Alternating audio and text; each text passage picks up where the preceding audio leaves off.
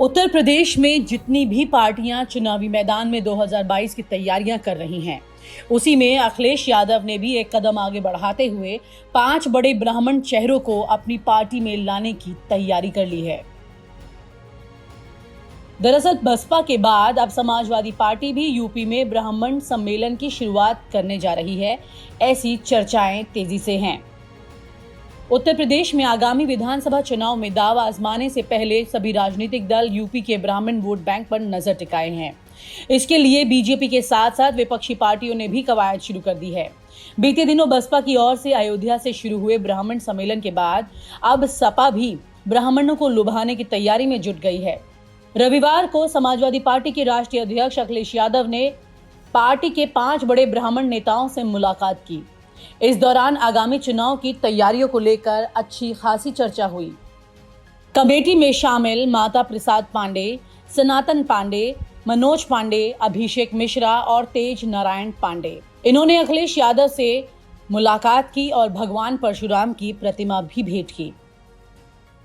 मिली जानकारी के मुताबिक सपा की ओर से 1857 क्रांति नायक मंगल पांडे की जमीन बलिया से ब्राह्मण सम्मेलन की शुरुआत की जा सकती है।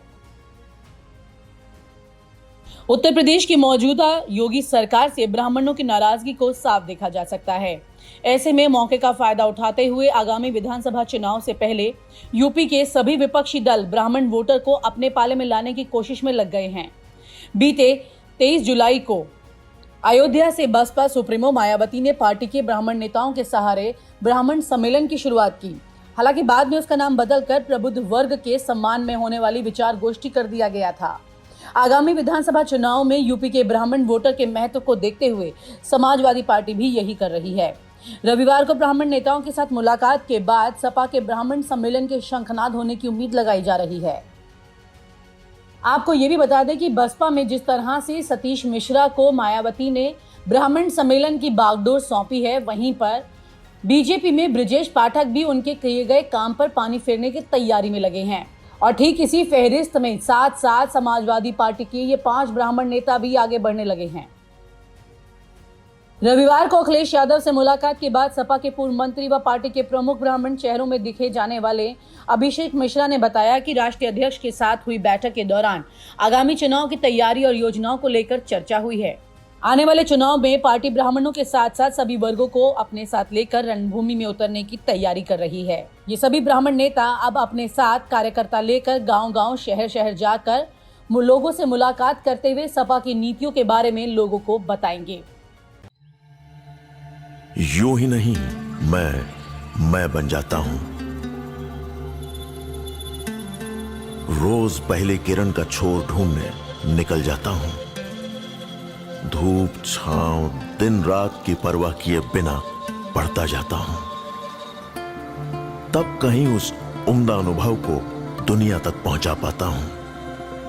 यूं ही नहीं, मैं रजनीगंधा बन जाता हूं।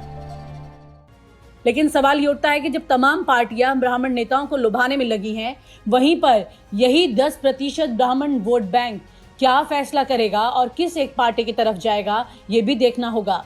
क्योंकि पुराने इतिहास को देखा जाए तो ब्राह्मण वोट बैंक किसी एक पार्टी की तरफ ही हमेशा से रुख करता आया है। तो ऐसे में कौन सी वो पार्टी होगी जिसका जैकपॉट ब्राह्मण वोटर के हाथों से होगा।